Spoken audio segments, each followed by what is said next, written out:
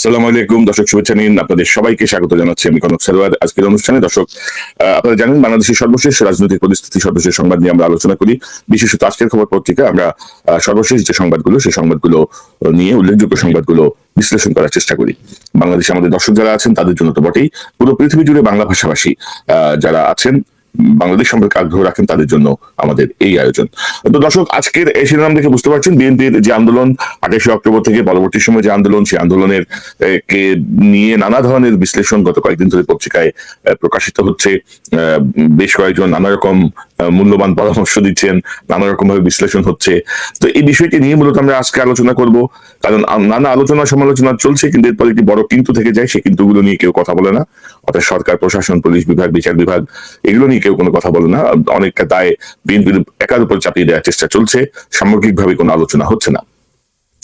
পাশাপাশি দর্শক বলি যে আজকে একটি ঘোষণা ছিল পিনাকি ভট্টাচার্যের পেজ থেকে, যে আজকে পিনাকি ভট্টাচার্য, ইলিয়াস হোসেন, মাহমুদুর রহমানকে নিয়ে আমার একটা টক শো হওয়ার কথা ছিল, কিন্তু আনফর্চুনেটলি পিনাকি তার ওয়াইফ অসুস্থ হয়ে পড়ায় সেটি আমরা আজকে করতে পারছি না। দর্শক ইতিমধ্যে জানেন, একজন লিখেছেন যে আজকে এই টক শোর কথা ছিল, আরেকজন বলছেন যে পিনাকি দাদার স্ত্রী অসুস্থ, সম্ভবত এই কারণে তুমি আজকে লাইভে আসবেন না। সো ঘটনাটা তাই। আমরা আশা করবো সহসায় আজকে স্কেজুল করে আপনাদেরকে জানানোর জন্য। উনি যদি আসতে পারেন তো ভালো, প্রয়োজনে ওনাকে নিয়ে আমরা পরবর্তীতে আরেকটা অনুষ্ঠান করব। তো আজকের অনুষ্ঠানের অতিথি জনাব বিনয় রশিদ, বিশিষ্ট সাংবাদিক, লেখক, কলামিস্ট, ইঞ্জিনিয়ার, আপনাদের অত্যন্ত জনপ্রিয় রাজনৈতিক বিশ্লেষক। বিনয় ভাই, আপনাকে স্বাগত জানাচ্ছি আজকের অনুষ্ঠানে। কেমন আছেন, কি অবস্থা? আসসালামু আলাইকুম, ধন্যবাদ কনক সরার ভাই। আমি আল্লাহর রহমতে ভালো আছি, আশা করি আপনারা সবাই ভালো আছেন। আজকে কিন্তু আপনাদের কথা ছিল বিরিয়ানি খাওয়ানোর, কিন্তু এখন খাওয়াচ্ছেন ডাল ভাত।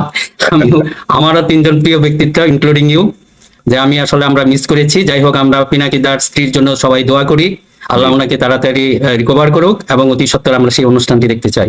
না, বিপদ তো ধরেন যে কোনো সময় হতে পারে, যে কোনো সময় আসতে পারে, অসুস্থতা আসতেই পারে। তো ধরেন মিনা ভাই, আজকের পত্রিকায় আমরা অন্যান্য সংবাদে যাওয়ার আগে যে বিষয়টি আমি আজকে শিরোনাম করেছি, সেই শিরোনাম ধরে যদি একটু আলোচনা করি। যেমন প্রথম আলোর একটা সংবাদ, এটি প্রকাশিত হয়েছে 25শে জানুয়ারি, গতকাল।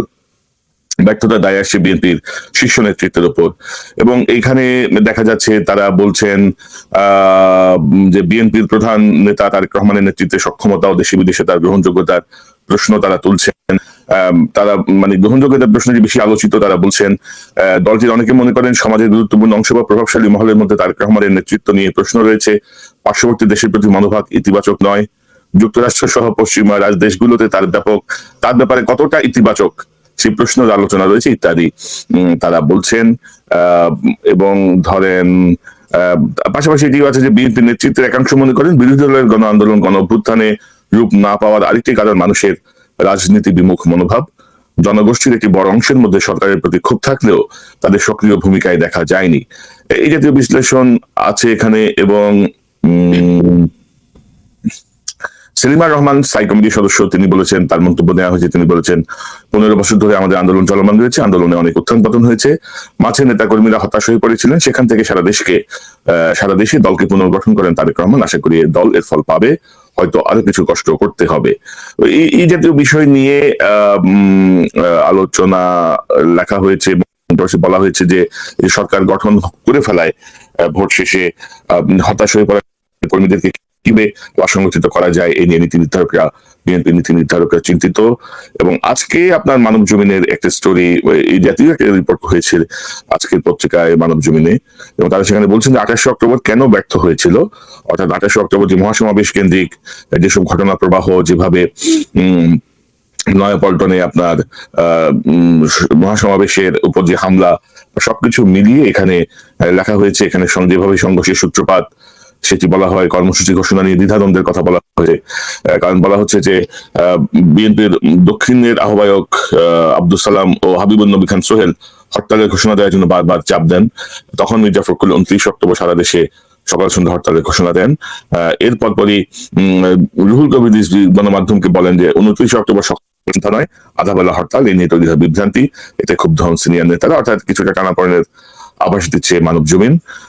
নিরাপত্তা বলয় আওয়ামী লীগ ও জামাতের সমাবেশ, আরক্ষিত ছিল বিএনপি, অর্থাৎ বিএনপির কোনো ধরনের নিরাপত্তা প্রোটেকশনে ছিল না। সঠিক পরিকল্পনার অভাব বলছে মানব জমিন। বড় সমাবেশ সফল করতে কি কি পরিকল্পনা নেওয়া দরকার সেটি নিয়ে হোমওয়ার্ক করেনি বিএনপি নীতি নির্ধারকরা।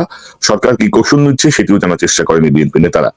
এক সপ্তাহ আগেই আওয়ামী লীগের সাধারণ সম্পাদক ওবায়দুল কাদের স্পষ্ট করে বলেছিলেন, হেফাজতের যে পরিণতি হয়েছিল সেটির জন্য বিএনপিকে অপেক্ষা করতে হবে। সারা দেশ থেকে আসা লাখ লাখ নেতা কর্মী শৃঙ্খলা নিয়ন্ত্রণে দল থেকে কোনো স্বেচ্ছাসেবক নিয়োগ দেওয়া হয়নি। সমাবেশের পরিধি যখন ধারণাতীত এলাকা ছাড়িয়ে যায় তখন শৃঙ্খলা রক্ষা করতে পারেনি দলটি, এটি বলছে মানব জমিন। এবং আরো কিছু ব্যাখ্যা বিশ্লেষণ এখানে আছে। তো মিনার ভাই, আপনি কি মনে করেন, কিভাবে দেখেন যে মানে মানুষের কথায় যেটা আসছে যে প্ল্যান বি প্ল্যান সি ছিল না, আগে থেকে প্রস্তুতি ছিল না। প্রথম আলো বলার চেষ্টা করছে যে নেতৃত্বের সমস্যা, এবং প্রথম আলো নেতৃত্ব বিষয়ক আরো কয়েকটি লেখা লিখেছে, অর্থাৎ শেখ হাসিনা এবং তার অনুসারীরা যেভাবে বলেন সেরকম একটি ধারণা প্রতিষ্ঠিত করার চেষ্টা চলছে তারেক রহমানকে নিয়ে। তো আপনার কাছ থেকে একটু জানতে চাই। কনক ভাই, এখানে দেখেন যারা আজকে এটা নিয়ে সমালোচনা করছে, আসলে এটা বিএনপির পক্ষ থেকে আসা উচিত ছিল, এটার একটা পাল্টা জবাব। এখন আমরা বললে সেটাকে হয়তো আমাদেরকে সাইড করে ফেলবে, যদিও এটা বিশ্লেষক। আমি ওনাদেরকে আসলে প্রথম যে প্রশ্নটা করতে চাই, যে কেউ যদি একটা মেয়ে ধর্ষিতা হয়, আপনি কি ধর্ষিতা কি কাপড় কম পরেছে, টাইট পরেছে, রাতের অন্ধকারে গিয়েছে, একা একা গিয়েছে, এই সমস্তগুলি দেখবেন, নাকি ধর্ষকের যে মূল কি বলবো তার জায়গায় তার যে কাজগুলি সেটা নিয়ে সমালোচনা করবেন? এটা সত্যিকার ভাবেই আমি আপনাদের কাছে এই প্রশ্নটা এটা করি, এটা কি আমি এই প্রশ্ন করলে এটা বিএনপির করা উচিত ছিল? আমি তো হয়তো বিএনপির পক্ষ থেকে বা অন্য কিছু নাই, এই প্রশ্নটা কেন আসে? ধর্ষিতাকে নিয়ে কি আপনারা করেন যে ধর্ষিতার কোন অপরাধের জন্য সেটা মানে সে ধর্ষিতা হয়েছে, সে এটা তো বলবেন না আপনারা। প্রথমেই দরকার ছিল ধর্ষকের ভূমিকাটা কি ছিল, এটা দরকার ছিল। এখন আমরা এটা ভালোভাবেই জানি। এখন সরকারি যে হয়তো বিএনপির কিছু উদ্যোগ ছিল সেগুলি নিয়ে আপনারা প্রশ্ন শুরু করেছেন, তারেক রহমান তার ব্যাপারে প্রশ্ন করেছেন, এটা নিয়ে তারেক রহমান সম্পর্কে কোনো পজিটিভ কথা বলতে গেলে আরেকটা রিস্কে, তারা এমন একটা ট্র্যাপ ফেলেছে, আপনি কিছুটা বললেই সে আপনি অমুকের চামচা হয়ে যাবে। এখন তারেক রহমান সম্পর্কে যে আপত্তি আছে এটা কি কেউ বলেছে? এই কথাগুলি কেন ছড়ানো হয়? এগুলি হয়তো এক ধরনের, আপনি দেখেন যে এই যে প্রতিগুলো প্রত্যেকটা আপনাদের সংবাদপত্র দেখেন, এটা একটা বিশেষ এজেন্ডা নিয়ে এসেছে। তারেক রহমান কেন এখন হলেন? এখন দেখা যাচ্ছে আপনি যদি সেই গত 50 বছরে দেখেন, আমাদের মিডিয়ার একটা প্রবণতা দেখেন, সে 94 বা এই পর্যন্ত তাদের মূল ভিলেন ছিল জামাত, এবং তারপরে থেকে যখন তারেক রহমান একটা সম্ভাবনাময় তার লিডারশিপ উনি কিছুটা শো করেছেন, তার অনেক লিমিটেশন আছে, সেটা নিয়ে হয়তো ওই প্রশ্ন আসতেই পারে। কিন্তু আমার তো মনে হয় যে এই মিডিয়ার একটা বিরাট 60 থেকে 70% খরচ করেছে একটা ব্যক্তির জন্য। আপনারা যে এটা, হ্যাঁ ওনার লিমিটেশন অবশ্যই আছে, আমি এটা বলবো না ওনার লিমিটেশন নাই। এখন এটা মেইন কেন আসে? এটা আসলে এদের এক ধরনের দেখবেন যে কেমন যে কিছু জিনিস ছড়িয়ে দেয়। আপনি দেখেন যে যারা একেবারে এটা নিয়ে আমি এটা বলবো 2005 সালে যে মিডিয়ার আক্রমণে দিশেহারা বিএনপি এরকম একটা ছিল, যাই দিন তখন সাপ্তাহিক ছিলেন, সাপ্তাহিক পত্রিকা হিসাবে বের হতো। তখন এটা দেখেন, আমি একটু দেখেন তখন যেটা বলেছে, এরা 3টা জায়গা থেকে এই আক্রমণটা করে। প্রথম যেটা হলো যে এরা ওপেনলি আওয়ামী লীগের সমর্থক এবং বিএনপির সমালোচক, এদেরকে সবাই চিনে, এরা হলো থাকে সম্মুখ সারিতে। তারপরের পিছনে থাকে আরেক গ্রুপ, এরা হলো এক ধরনের কি বলবো আরেকটু সুশীল বা একটু নিউট্রাল বা এই ধরনের একটা অবস্থানে থাকে। তারপরে থাকে আরেকটা, এই গ্রুপটাকে আসলে চেনা যায় না, এরা 99টা সত্য কথা বলবে, এক ধরনের আপনার নিরপেক্ষতা বা এরা সৃষ্টি করবে নিরপেক্ষতার ইমেজ। এরা করে কি ডিপলিটিসাইজেশন করে এই ফলাফলটা দিবে একটা গ্রুপের কাছে। এটা স্পষ্ট, এটা কিন্তু আমি লিখেছিলাম সেই 2005 সালে। আমি জানি না এটা যদি বিএনপি নেতৃত্ব এই সব লেখা যদি ওনাদের চোখে পড়তো, আমি যে সমালোচনাটা করি বিএনপির জন্য, যে তাদের আসলে কিছুটা ফেস করা দরকার ছিল এই শয়তানগুলো। আমি শয়তান বলবো মিডিয়ার ইত্রামি। আপনারা যদি রিয়েলি কিছু করতে চান, আপনার এখন কেন এই প্রশ্নগুলি আসে যেখানে আপনি ধর্ষকের কে নিয়ে সমালোচনা করবেন? আপনি কতগুলি বলতে পারি, আজকে যদি বলি আপনার হয়তো কয়েকটাই লাগবে। সরকার যে ধরনের নিপীড়ন করেছে, আপনি পৃথিবীর ইতিহাসে বা বাংলাদেশের ইতিহাসে এই ধরনের নিপীড়ন এমন তো আইয়ুব ইয়াহিয়া খানও করে নাই। আইয়ুব ইয়াহিয়া খান যদি শেখ মুজিবকে এই যে বা তাদের যে দলের নেতা যারা ছিলেন তাদের যদি ডান্ডা বেরি পড়াতেন বা জানাজার, ওনারা প্রত্যেকেই ছিলেন, তাদেরকে রাজবন্দি বলা হতো। এক একজন মানে যখন ইয়াতে চলে যেতেন, আইয়ুব খানে যেটা বলা হয় যে আসলে ওদের জেলখানাটা একটা কমিউনিজমের একটা কলেজ প্রতিষ্ঠিত হয়ে গেছিল, তারা এখানে লেসন দিতে পারতেন, মানে রাজার হালে থাকতেন। আর চিন্তা করেন সেইটাই। আর আপনারা এই মূল জায়গায় যান না, 20-25 হাজার যাদের নেতা নেত্রী এদেরকে আপনার কি করেছে, যা হাজতে আটক রেখেছে, জেলে আটকে ফেলেছে এদেরকে। এখন এইটা ছিল আপনার মূল। এমনকি তাদের যে মিনিস্টার আব্দুর রাজ্জাক, উনি নিজের মুখে সেটা বলেছেন, যদি না আটকানো যেত তাহলে কি হতো। এরপরেও কি আপনাদের আর অন্য কোনো সমালোচনা আসে? এটা কি আপনার পক্ষে সম্ভব? এই যে যখন কোনো মিলিটারি রুল আসে, এদের সামনে কেউ কি দাঁড়াতে পারবেন? কেউ দাঁড়াতে পারবেন না। আমরা 111 আমরা দেখেছি, 111 যখন আওয়ামী লীগ এত আমরা মনে করি এত তাদের একেবারে সুসংগঠিত বিরাট একটা শক্তিশালী যাদের রাজনৈতিক দল রয়েছে, কেউ তো রাস্তায় নামেন নাই। ওই 2-1 টিফিন ক্যারিয়াররা ওই যে দূর থেকে নাকি শেখ হাসিনাকে দেখাইতেন, ওনারাই পরে মন্ত্রিত্ব পেয়েছেন, তাদের যে সহানুভূতি দেখিয়েছেন, কেউ তো রাস্তায় নামতে পারেন নাই। তাহলে আপনারা কিসের জন্য? আমার কাছে একটা প্রশ্ন, যে আপনারা যদি এই যে আমরা যে নলেজ সোসাইটির কথা বলি। আমিনা ভাই, একটা বিষয় আমি যোগ করে দিই। ধরেন তারেক রহমান সাহেবের ভাষণ প্রচার বাংলাদেশে তার কোনো বক্তব্য প্রচার কিন্তু নিষিদ্ধ করে রাখছে হাইকোর্টের মাধ্যমে, মানে সংবিধান সেটা নিয়ে তো আপনারা সমালোচনা করেন না, কথা বলে না। মূলত এত বড় গণ আন্দোলনটা হয়েছে মূলত সোশ্যাল মিডিয়ায়, তার বক্তব্য, সোশ্যাল মিডিয়ায় যারা কাজ করেন তাদের প্রচারণা বা সবকিছু মিলিয়ে এই আন্দোলনের এই রূপটা দাঁড়িয়েছে। তো সেখানে ধরেন এক কথা তারা কিন্তু বলে না যে ছাত্রলীগ যেভাবে পুলিশের পোশাক পরে হামলা করেছে সে কথা বলে না। আমি আর আপনি তো এটা মনে হয় যে একটা ঘন্টা এগুলি নিয়ে আলোচনা করতে পারি, আসলে কি হয়েছে। এখন আপনাদের কথা হলো যে যেহেতু আপনার এই আলোচনাটা, আপনারা কি কিছু এটা টেনেছেন, আসল বিষয়গুলি কোনটা? ধর্ষকের ব্যাপারে আপনারা কোনো কথাই বলেন নাই, আর আপনারা সমস্ত কিছু এখন মনোযোগ দিয়েছেন ধর্ষিতা কোন কাপড় পরেছিল, আবার আপনারা এগুলি নিয়ে কথা বলেন, তাই না? বিএনপিকে একই সঙ্গে দুটো রাষ্ট্রশক্তি মোকাবেলা করতে হচ্ছে, একটি ভারত, একটি বাংলাদেশ। একটি ভারতের গোয়েন্দা সংস্থা, সকল গোয়েন্দা সংস্থা, এবং বাংলাদেশের সকল গোয়েন্দা সংস্থা এবং পেশি শক্তি। তো আপনি যে এটা টানলেন, এখন ধরেন আমরা একটু কথা বলি। এই যে দেখেন যে ভারতের যে অবস্থানটা, এটা তো অত্যন্ত স্পষ্ট হয়েছে। তাদের যে হাত কতটুকু লম্বা, পেছনে গ্লোবাল পলিটিক্সে তারা কি ভূমিকা রেখেছেন, বা এখানে কিভাবে ইন্ধন জুগিয়েছেন ভিতর থেকে, সেটা তো স্পষ্ট হয়েছে।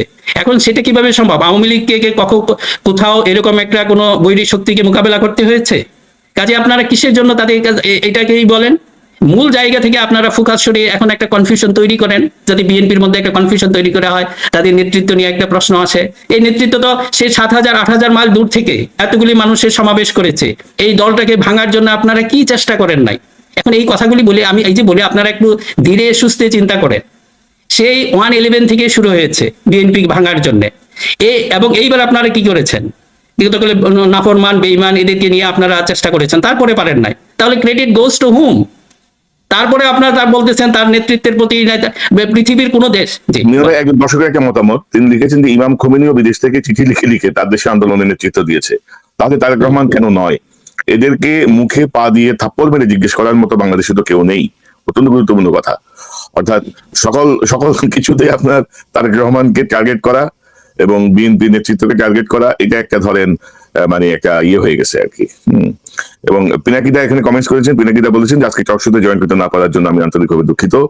আমরা পিনাকিদার ওয়াইফের দ্রুত সুস্থতা কামনা করি। আমরা আশা করি তিনি সুস্থ হয়ে উঠবেন এবং পিনাকিদাকে আমরা আমাদের টকশোতে পাবো, তার কাছ থেকে অনেক কথা শুনবো। তো মিনা ভাই যেটি বলছিলেন যে ধরেন এই যে ইন্ডিয়ান যে হস্তক্ষেপ, ইন্ডিয়ান গোয়েন্দা সংস্থার যে হস্তক্ষেপ, ধরেন কোন দেশে একটি মহাসমাবেশের পরদিন দলের মহাসচিবকে গ্রেপ্তার করা হয়, স্থায়ী কমিটির নেতাদের অধিকাংশকে গ্রেপ্তার করা হলো, অধিকাংশকে লুকিয়ে থাকতে বাধ্য করা হচ্ছে, এটা কোন দেশে? এখন আমার কথা হলো যে আমি ইনক্লুডিং মানবজমিন রিয়েলি একটু হতাশ করেছে। আমি জানি না এটা আপনি কিভাবে এটা ছাপতে পারলেন, বা কোনো একটু ব্যালেন্সিং করার জন্য করলেন কিনা, সেটার জন্য রিয়েলি দুঃখজনক। এইগুলি যদি হয়, আমি জানি না, আমাদের মানবজমিনের শ্রদ্ধেয় সম্পাদক সাহেবকে বলছি যে আপনারা একটা জায়গা রাখেন ভাই, যেখান থেকে আমরা আসলে সত্যি কথাগুলি বলেন, সত্য যার পক্ষেই যাক না কেন। আজকে যদি তারেক রহমানের পক্ষে সেটা যদি যেত, সেটা লিমিটেশন থাকতে পারে, কিন্তু এটা কেন আসবে? এখন তো এটা আসবে না। ওনারটা যদি ধরেন, আপনারা যেগুলি বলছেন, আমি 8, 9, 10, 11, 12, 1 থেকে 7 পর্যন্ত কারণগুলি আপনারা কেন দেন নাই? আমার প্রশ্নটা সেটা হলো। আপনারা যেটা বলছেন ঠিক আছে, সেটা থাকতে পারে, এটি depends to man to man very. একজনের নেতৃত্বকে আপনার ভালো না লাগতে পারে, তার কোনো একটা ব্যাপারে সমালোচনা লাগতে পারে। আরেকটা প্রশ্ন হলো যে বারবার কেন বলেন যে আমাদের নেতৃত্ব ইন্ডিয়া পছন্দ করে না, আমাদের নেতৃত্ব ইউএস এর পছন্দ হয় না? এটা কি আপনাদেরকে বলেছে? এটা যদি না বলে আপনারা কোন কারণে সেটা বলেন? Who are they? This is my country, right or wrong? এরকম একটা কথা আপনারা কেন বলতে পারেন না? আমার নেতৃত্বকে সেটা আমার দেশের জনগণ ঠিক করবে। আমেরিকা পছন্দ করে না, পাশের দেশ পছন্দ করে না, এটার জন্য তো তার সবচেয়ে বড় যোগ্যতা আমার তো কাছে মনে হয়। শেরে বাংলা একবার বলেছিলেন না যে পাশের দেশে যদি দাদারা আমার প্রশংসা করে তোমরা মনে করবে যে আসলে আমি এই দেশের ক্ষতি করছি, আর তারা যদি আমার দুর্নাম বলে তাহলে আমি রাইট কাজটা করছি। আমার তো মনে হয় Tarique Rahman is the right person. আমি এই জন্য বলবো, আরো বেশি বেশি বলবো, কারণ আপনারা সমালোচনা করে তারেক রহমানকে আরো দেখিয়ে দেন, আরো স্পষ্ট করে দেন। কাজে এটা তারেক রহমানের জন্য আসলে ইনফ্যাক্ট এটা ক্ষতি হচ্ছে না। দেশের মানুষ এখন অনেক সচেতন, তারা বুঝতে পারে। এইটাই তো মিনার ভাই, ধরেন আমাদের সম্পাদকদের মধ্যে মাহফুজ আনাম সাহেব কদিন আগে একটি লেখা লিখেছেন যে শেখ হাসিনাকে লৌহ মানবের মতো আপনার দুর্নীতি প্রতিরোধে ভূমিকা রাখতে হবে। তো আসলে ধরেন একটা সার্টেন এইজের পরে অনেকের পক্ষে আসলে ধরেন ধরে রাখা সম্ভব হয় না আর কি। ধরেন যে আছে না, ধরেন 60-তে তো নর্মালি অবসর নিতে হয়, এবং ডেলি মাহফুজ আনাম সাহেব কিন্তু তার পত্রিকাতেই নিয়মটা চালু করছেন, কিন্তু ওনার যে 70-75 হয়ে গেছে এদিকে খেয়াল নাই আর কি। তাকে একবার এক রকম দিচ্ছেন, গা বাঁচাচ্ছেন, নিজেকে রক্ষার চেষ্টা করছেন। তো শেখ হাসিনা কি লৌহ মানবী হয়ে কি দুর্নীতি প্রতিরোধ করবে, আপনি কি মনে করেন? ভাই এটা আসলে একটা ইন্টারেস্টিং ব্যাপার। আমি একটু স্মরণ করিয়ে দিচ্ছি যে 1/11 এর সময় আমি তখন যাই দিন একটা লেখা লিখেছিলাম যে এটা মরিচ চিকিৎসা। এটাকে বলেছিলাম আসলে একটা মরিচ চিকিৎসা। এটা তো আপনারা সবাই জানেন যে আসলে চিকিৎসার এটাই হলো থিমটা হলো যে জিনিস বেশি ধরে সেটা তত কাজে লাগে, এরকম একটা ধারণা আছে। আমার ছোট সময় একটা খুব সুন্দর একটা স্মৃতি বা আছে, আমার এক দাদি আর কি, ওনার এরকম তখন সেটা বোধ 73-74 সাল, ওই সময় কেন যেন সারা দেশে আপনার মানুষের চুলকানি এগুলি বেড়ে গিয়েছিল, হয়তো পুষ্টির অভাবই হোক, সেটাই কারণে এটা মনে হয় অনেক জায়গায় ছিল। ওই সময় আমার এক দাদি, আমার দাদার ছোট বোন, আর একটু পাগলি টাইপের ছিলেন উনি, যেহেতু পরিবারের ছোট মেয়ে সবসময় একটু ওই ধরনের হয়, আমরা একটু পাগলি দাদি এরকম বলে তাদের ঠাট্টা করতাম, আমাদের খুব মানে মাঝে মাঝে বিনোদন দিতেন আর কি। ওনার এরকম আপনার এরকম চুলকানি হয়েছে, উনি ডাক্তার বদ্যি যত ওনার কথা মতো সবকিছু দিয়ে ফেলছে, বাইটে খেয়ে ফেলছে, তারপরে কিন্তু এটা ভালো হয় না। একজন ওনাকে পরামর্শ দিলেন যে আপনি এক কাজ করেন, আপনি এই চুলকানির মধ্যে একটু মরিচ দিয়ে দেন, তাহলে দেখবেন একেবারে জনমের তরে সব ভালো হয়ে যাবে। তারপরে উনি তো মরিচ দিলেন। ভাই আমি এখনো আমার সেটা স্মরণ আছে, আমরা ছোট ছিলাম, আমাদের জন্য দেখে একটা বুড়ি মানুষ যদি এরকম ড্যান্স করতে থাকে, সারা বাড়ি একদিকে আসছে, আমাদের জন্য এটা হয়েছিল। মানে ওনার যে এটা কল্পনা করতে পারেন কি মানে একটা ভয়ানক পরিস্থিতি। এইটা দেখলাম আমি, এটা উল্লেখ করেছিলাম এই জন্য, এই যে 1/11 এই যে আজকে আপনি যে সম্পাদকের নাম নিলেন, ওনারা কিন্তু সেই মরিচ চিকিৎসা জাতির জন্য করেছিলেন, সেই মরিচ চিকিৎসা বলেছিলাম। এখন দেখেন সেই একই কারণ হয়েছে, সেটা কিন্তু কিউর হয় নাই। ওনারা যা বলছিলেন যে না আমাদের পলিটিক্স টোটালি হয়ে গেছে, এটা একটা ব্যর্থ রাষ্ট্র হয়ে যাবে, ওনারা তো কিছু প্রোটেক্ট করতে পারেন না, সেই মরিচ চিকিৎসার মতো আমি যে কথাটা বলেছিলাম এক্স্যাক্টলি সেম। আর এখনো এই ভদ্রলোক একই মরিচ চিকিৎসা এই জাতির জন্য উনি দিচ্ছেন। উনি কি আগে সে কাকে লৌহ মানবী বানিয়েছেন? এখন যে লৌহ মানবী দেখেন, এখন উনি যে এক্সপেক্ট করেছেন, মানে ওনার এক্সপেকটেশন ধরে আমরা একটু আগাই। এখন দেখেন উনি বলছেন উনি দুর্নীতিকে একেবারে লৌহ মানবীর মতো সেটা বন্ধ করবে। কি দুর্নীতি?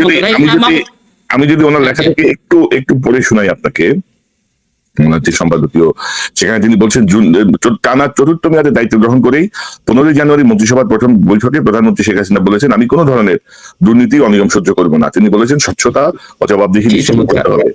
তো এই কথা তো হাসিনা মানে এই 2009 সাল থেকে বলে আসতেছে, 2009 সাল দুর্নীতির বিরুদ্ধে জিরো টলারেন্স, দুর্নীতিবাজদের কোনো ঠাঁই নাই, আমার দলে কেউ চুরি করে না, আমার দলে এই আর কত, মানে এটাকে মাহফুজ আনাম সাহেব একেবারে ধরেন কি বলবো, ধরেন ইয়ে করে মেনে নিয়েছে আর কি, মানে বেদবাক্য হিসেবে। হ্যাঁ, ওনাদের এটা দেখেন, ওনারই হলো এটাকে আরেকটু গ্রহণযোগ্য বানাবি আরো 5 বছরের জন্য। এটা হলো কি আমাদের একটা জিনিস, বিএনপি কে উইথ ডিউ রেসপেক্ট একটা কথা বলতে চাই। দেখেন আপনারা যারা একটু ক্লিয়ারলি, অনেকে আছে হয়তো নাম নিব না, এদিকে আমরা সহজেই বুঝি এরা হয়তো কোন আওয়ামী স্পেন্সার বা এগুলিকে চেনানোর প্রয়োজন ছিল না। কিন্তু আপনারা যে ভুলটা করছেন, আসলে এই সমালোচনাটাকে প্লিজ আপনারা ইজিলি নেন। এটাকে সমালোচনা 2 ধরনের আছে, একটা হলো সংশোধনের জন্য, আরেকটা হলো ধ্বংস করার জন্য।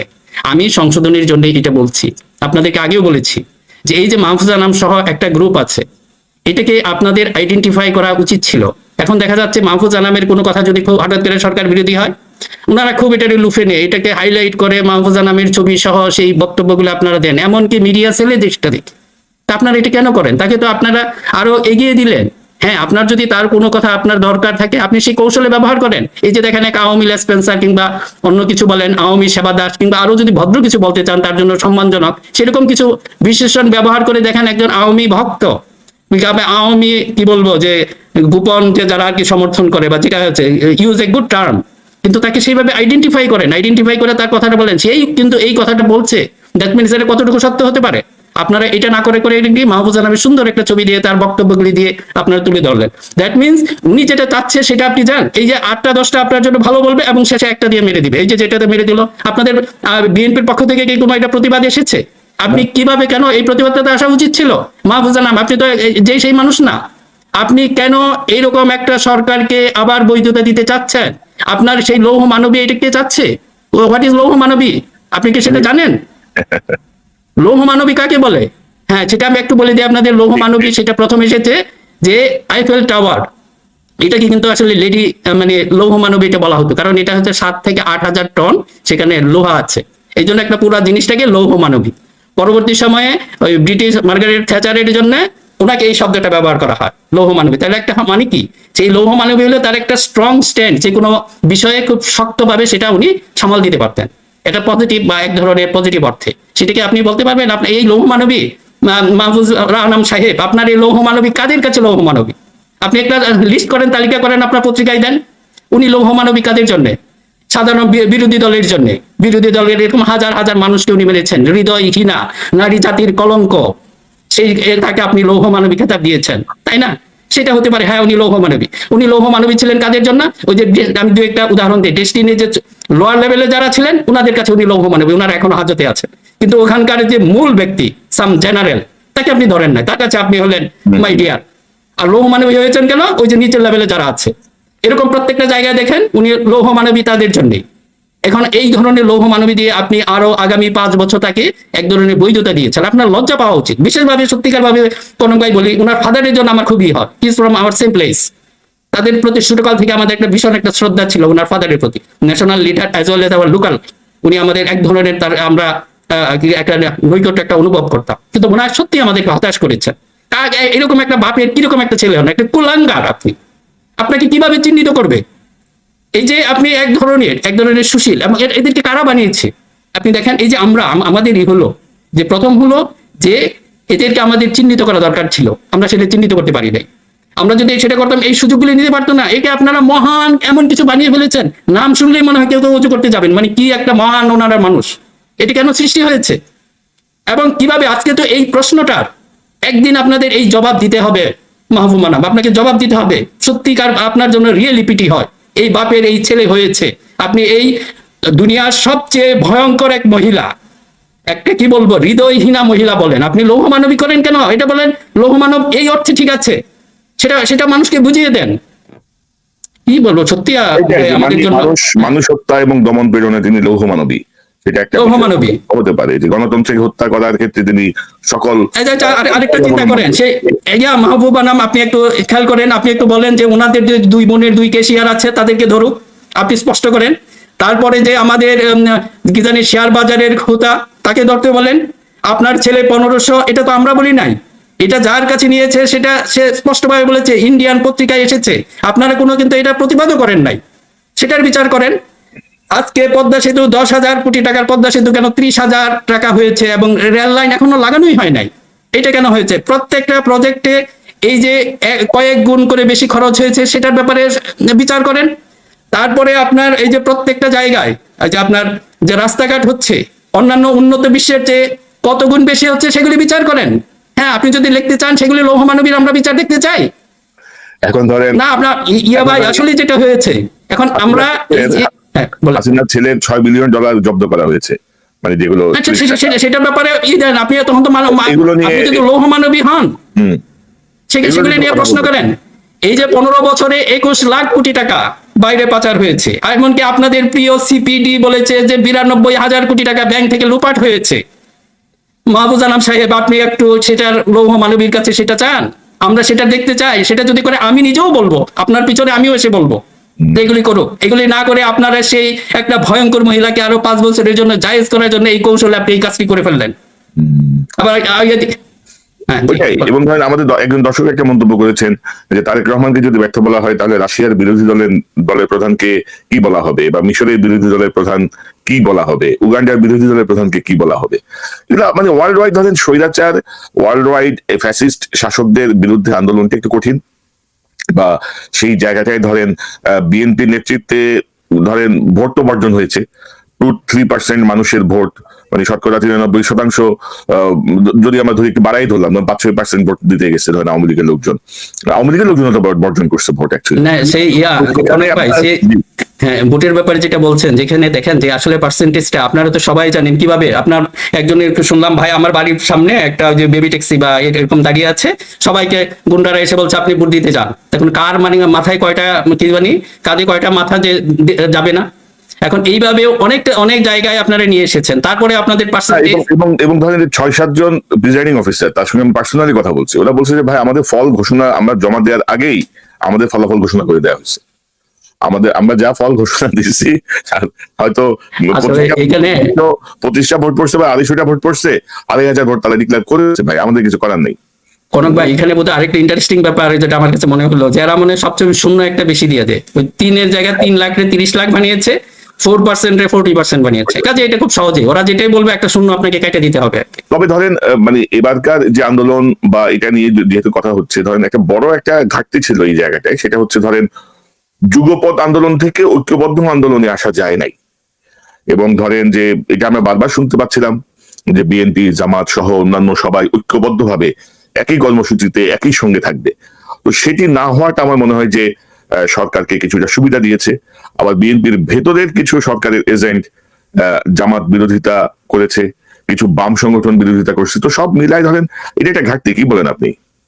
না কনক ভাই এখানে হয়তো আরেকটা প্রশ্ন মানে আমার মনে আসছিল, এটা একটু বলে যাওয়া উচিত, যে একটা হতাশা আসলে ছড়ানো হয়েছে চতুর্দিকে। এটা নিয়ে আমি আপনার কাছে এতেও আসবো। যে প্রথমে আসলে আমাদের পুরো জিনিসটা একটু বুঝতে হবে। আমি আপনাদের সবার উদ্দেশ্যে যেটা বলছি যে গ্লোবাল পলিটিক্সটা আসলে তো সিম্পল না, আমরা যেভাবে সহজভাবে ভাবি এটা এরকম না। যে মানে প্রত্যেকটা দেশে ইনক্লুডিং আমেরিকা বা অন্যান্য জায়গায় দুইটা শক্তি, একটা শক্তি ছিল যারা মানবিকতার পক্ষে, যারা human rights, human dignity, freedom of expression in true sense, error পক্ষে একটা শক্তি আছে, তাদের সমর্থন আমরা পুরো পেয়েছি।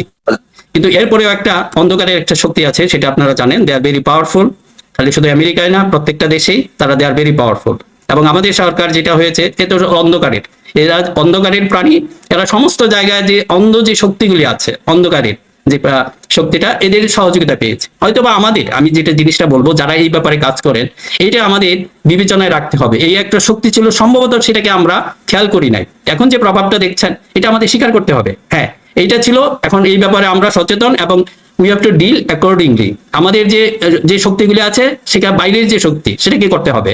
এবং আমার কাছে যেটা মনে হয় যে আসলে গ্লোবালি যে কথাটা বললাম, এটা শুধু খুব সহজ মানে সরল রৈখিক না ব্যাপারটা, ওটা অনেকটা জটিল। মানে আপনার শত্রু যে আপনার বন্ধু হবে তা না। শত্রু আপনারও শত্রু হতে পারে, আবার বন্ধুর বন্ধু আপনার বন্ধু নাও হতে পারে। এটা এক এক সময় এক এক ধরনের, এটা চেঞ্জ হয়। এই জন্য আমার মনে হয় যে এখান থেকে কিছু মানে শিখারও আছে, যে আমরা যদি লেসন্স লার্ন করি, মানে ভুল থেকে আমরা কিছু শিক্ষা গ্রহণ করি, হয়তো কিছু জিনিস সেটা হয়তো ছিল না, হয়তো আমাদের আসলে কেউ বলে নাই। একটা জিনিস যদি কোনো যদি বলে যে আমেরিকাকেই বলেন বা কেউ তো কিন্তু বলে নাই যে ওই তারিখের মধ্যে এটা ফেলে দেওয়া হবে বা সরকার পড়ে যাবে। এই ধরনের এক্সপেকটেশনটা এটা হয়তো আমরা নিজেরাই ভেবে নিয়েছি।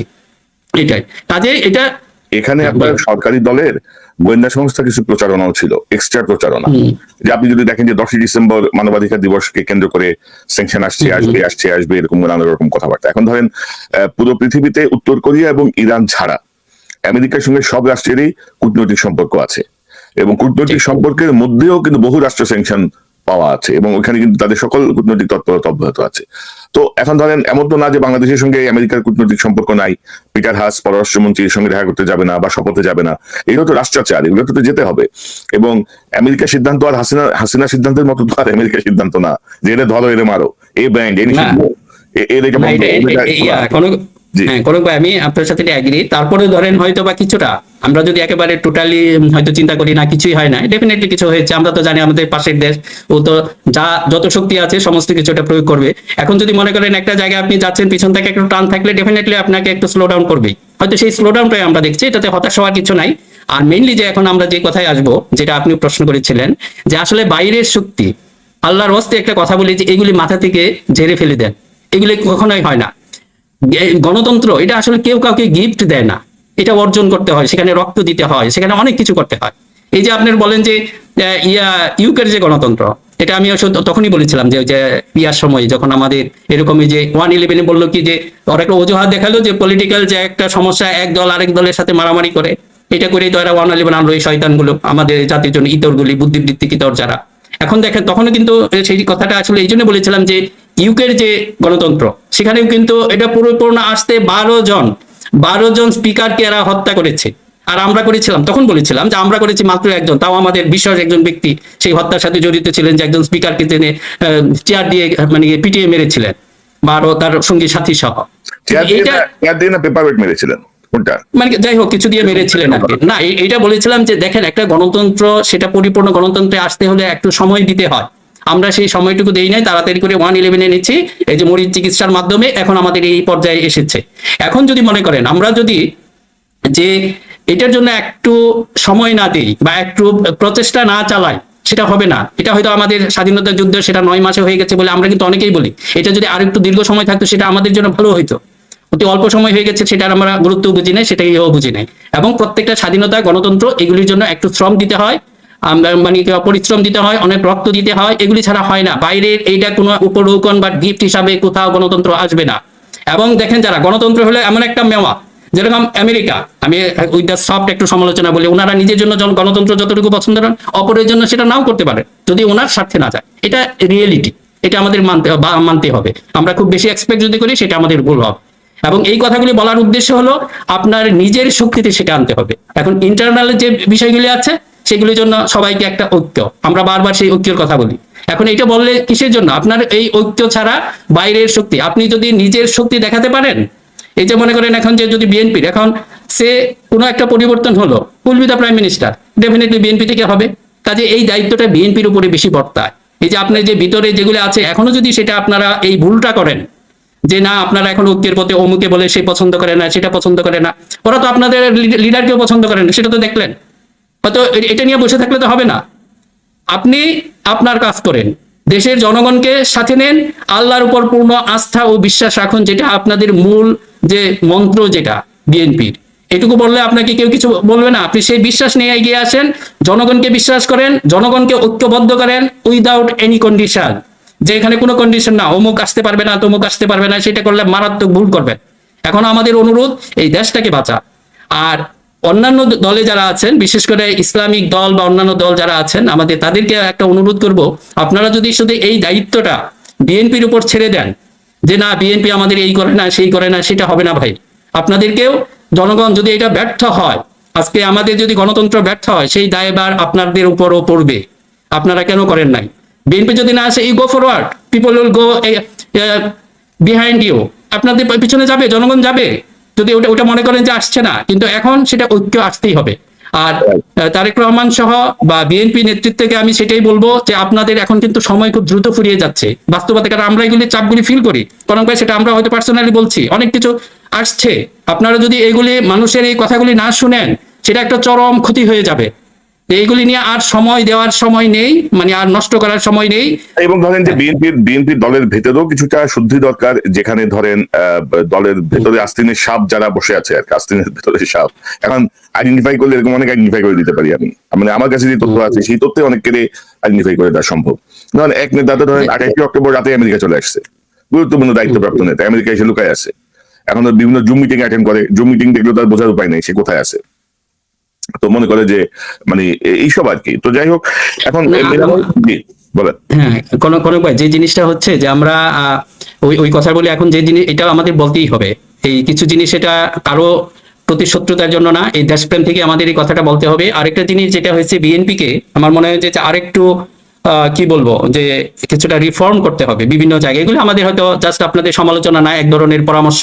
যেটা হয়েছে যে আপনাদের যে বাইরের যে শক্তিটা আছে, খেয়াল করে দেখেন, এখানে আছে চায়না, আছে এখানে আছে আমেরিকা, এবং প্রত্যেকটাকেই আপনাকে ব্যবহার করতে হবে এবং ব্যবহার করতে শিখতে হবে।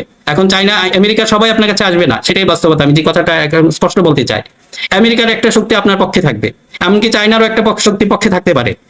ইভেন কি যে ইন্ডিয়ার ভিতরেও, সেটা আপনাকে স্মার্ট হতে হবে, আপনাকে বুঝতে হবে, সেই অনুযায়ী আপনাকে প্লে করতে হবে। এমনকি পাকিস্তানের সাথে, পাকিস্তানের নাম নিলে কেউ কেউ মানে ওজন নষ্ট হয়ে যায়, এরকম একটা পরিস্থিতি সৃষ্টি করেছে। It's not good. আবার দেখেন, এটা পাকিস্তান এসেই কিন্তু এই সরকারকে প্রথমেই সমর্থন জানিয়েছে। এটা কিন্তু আপনাদের কিছু ইন্ডিকেট করে। আর আপনাদেরকে কিন্তু পাকিস্তানের নাম দিলে আপনারা ওই ভয়ে নেবেন না, কিন্তু তারা কিন্তু অনেক দূর এগিয়ে গেছে।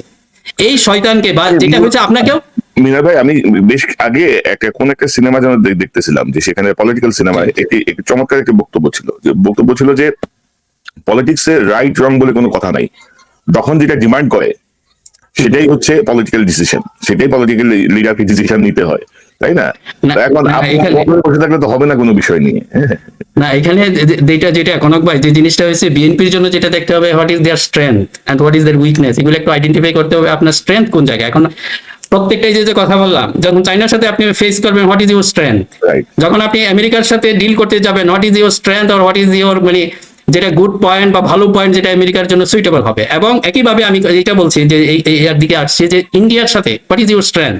ইন্ডিয়ার সাথে আপনার স্ট্রেংথ গোলামি করা না, গোলামি স্ট্রেংথ হলো আপনার প্রতিপক্ষে, ওরা গোলাম হবে।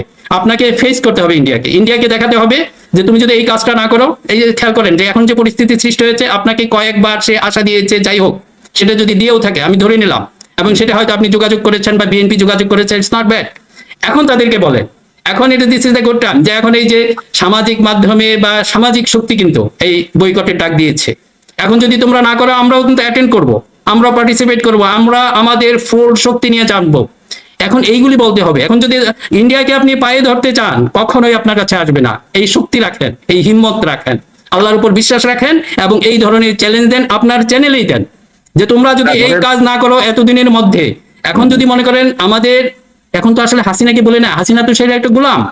এটা বলতে হবে ওর যে মনিব তাকে, যে ভাই এই যে নির্দলীয় নিরপেক্ষ সরকার, আপনারা আসল জায়গায় চলে যান, এর কাছে বলে লাভ নাই, মনিবে যা বলবে তাই করবে। অলরেডি ভারত বাংলাদেশের শতকরা 90% জনগণের বিরুদ্ধে চলে গেছে, হ্যাঁ চলে গেছে। এখন 1947 সালে বাংলাদেশের যে ভারত বিরোধিতা ছিল সেটি এখন মানে মোটামুটি 100%-এর কাছাকাছি। 1947-এর ভারত বিরোধিতা, তো ধরেন ভারত কি হাসিনার সঙ্গে দালালি করে বা হাসিনার সঙ্গে মানে কি বলবো কোলাবোরেট করে কি খুব বেশি সুবিধা করতে পারবে না? জনগণ তো বিপক্ষে, তাই না? ইন্ডিয়ান পণ্য বয়কটের যে ডাক দেওয়া হয়েছে সেটির প্রভাব তারা নিশ্চয়ই পাবে, খুব সহজেই পাবে। না, ওইটাই আমি বলছি। এটা ইন্ডিয়া এখন বিএনপি ধরেন বয়কট থেকে কিভাবে বেনিফিট নিতে পারে সেই কথাটাই বললাম। এক হলো আপনি বলেন সেটা আপনার এখন আসার দরকার নাই, বিএনপির is not a political party হিসাবে, যেহেতু আপনাকে হয়তো সামনে আরো ডিল করতে হবে। আমি মনে করি এই মুহূর্তে বিএনপির আসা উচিত নাই, কিন্তু বিএনপির একটা আলটিমেটাম গোপনে বা আপনার যে চ্যানেলগুলি আছে এর মাধ্যমে জানিয়ে দেওয়া উচিত। এতদিনের মধ্যে যদি না আসেন, clearly I will participate with the full শক্তি নিয়ে আসবেন। কি কন্ডিশন দিবেন? হ্যাঁ, আমাদেরকে তোমরা যে আমাদের গণতন্ত্র ধ্বংস করেছ, আমাদের কেয়ারটেকার গভর্নমেন্ট ধ্বংস করেছ, তোমরা যা করছো এটা স্পষ্ট দেশে সব জায়গায়, এইগুলি বলে আপনারা একটা পুরাপুরি আলটিমেটাম দেন। আমার হলো রিকোয়েস্ট, এই আলটিমেটাম দেন এবং প্রকাশ্যে নেমে পড়েন, আল্লাহর উপর বিশ্বাস রেখে সারা দেশ আপনার লাইন হয়ে যাবে। এই যে মনে করেন যে আমেরিকা বলে পছন্দ করে না তারেক রহমানকে, সবার আগে আসবে আমেরিকা তারেক রহমানের কাছে, চাইনা আসবে সবার আগে তারেক রহমানের কাছে, এমনকি ইন্ডিয়াও যাবে তারেক রহমানের কাছে। কাজে এইগুলি বিশ্বাস করেন না। এই মুহূর্তে প্রধান বিরোধী দল হিসেবে বিএনপির আসলে আমেরিকা, চীন, ভারত, রাশিয়া সব মিলে একটা ব্যালেন্সিং একটা পলিটিক্সে ইন করা উচিত। এক্স্যাক্টলি, এখন ওইটাই, হ্যাঁ আমি ওই জিনিসটাই বলতে চাচ্ছি প্রত্যেকটা জায়গায়। এবং সবচেয়ে ভালো হয় আপনারা একটা স্টাডির মতো করেন, থিঙ্ক ট্যাঙ্কের মতো করেন, যে চাইনা নিয়ে অনেকে জানেন না চাইনা সিস্টেমটা কিভাবে কাজ করে। এটা আসলে আমরা একজন ভাষা আমার মনে হয় না যে খুব বেশি লিডার এটা জানে যে আমেরিকান সিস্টেম কিভাবে কাজ করে, সেটা আপনাকে বুঝতে হবে। এবং যারা এই ব্যাপারে বিশেষজ্ঞ তাদেরকে কাজে লাগান, চায়নার ব্যাপারে যারা বিশেষজ্ঞ তাদেরকে কাজে লাগান, ইন্ডিয়ার ব্যাপারে যারা বিশেষজ্ঞ, ইন্ডিয়ান ক্যারেক্টারিস্টিক সবকিছু নিয়ে, খালি যে গোলাম হবে তা না। এটা কিন্তু খুব ইন্ডিয়ার সাথে সম্পর্ক দেখলে আমরা সেটা রাখতেই হবে। এটা মডার্ন যুগ, আপনি বিচ্ছিন্ন হয়ে থাকতে পারেন না। ইন্ডিয়ানরা আমাদের প্রতিবেশী, অবশ্যই আমরা অনেক ভালো কথা বলেছি এবং আমাদের we have very good intention. আমরা নেইবারদের সাথে কি করব, আমরা সেরকম না, আমরা ক্ষমতায় ছিলাম, সেটা আপনারা বলেন। এবং ওই ধরনের বিশেষজ্ঞ নিয়ে আপনারা একটা থিঙ্ক ট্যাঙ্ক তৈরি করেন, they will think about India and how to deal with India. Exactly same with the Pakistan, same with the China. প্রত্যেকটা শক্তিকে আপনারা ব্যবহার করেন। এটা কোনো কিছু না যে অমুকের সাথে আমার ব্যবহার করলে এটা হয়ে যাবে। এমনকি আমেরিকা, চায়না, কনক ভাই, America, China they also maintain the status quo. একজন আরেকজনের সবচেয়ে বড় বিজনেস পার্টনার। পাকিস্তানের মতো শক্তি কিন্তু চায়না এবং আমেরিকা দুইটার সাথে সম্পর্ক মেনটেন করে। এখন খেয়াল করেন, এত এর ভিতরে না। কিন্তু বিএনপি, আমিও এটা চাবো যে আপনারা একটু ডাইভার্সিফাই বা চিন্তাধারাকে একটু প্রসারিত করেন। এক জায়গায় বসে থাকলে হবে না। হ্যাঁ, সেগুলি থেকে লেসন যেটা হয়েছে এটা থেকে লার্ন করেন। যে লেসন্স লার্ন আর এটা করে সেটা কাজে লাগা। আর আপনার মিনার ভাই সর্বশেষ এই আগামী যে নির্বাচন, সেই নির্বাচনের মাধ্যমে একটি বিষয় প্রমাণিত হয়েছে যে বিএনপি হচ্ছে বাংলাদেশের সর্ববৃহৎ জনপ্রিয় দল। এই মেসেজ স্পষ্ট হয়ে গেছে। জনগণের সমর্থন বিএনপির সাথেই আছে। সো যে কোনো রাষ্ট্রই ধরেন জনগণের সঙ্গে বন্ধুত্ব করতে চাইবে, ভারতের মতো একটি দলের সঙ্গে বন্ধুত্ব করতে চাইবে না। তো সেই জায়গাটা হচ্ছে বড় সুযোগ, এবং আমি আবারও আপনাকে ধন্যবাদ জানাচ্ছি আপনার আজকে মূল্যবান অংশগ্রহণের জন্য, এবং দর্শকদেরকে আবারও বলতে চাই হতাশ হওয়ার কোনোই কারণ নাই।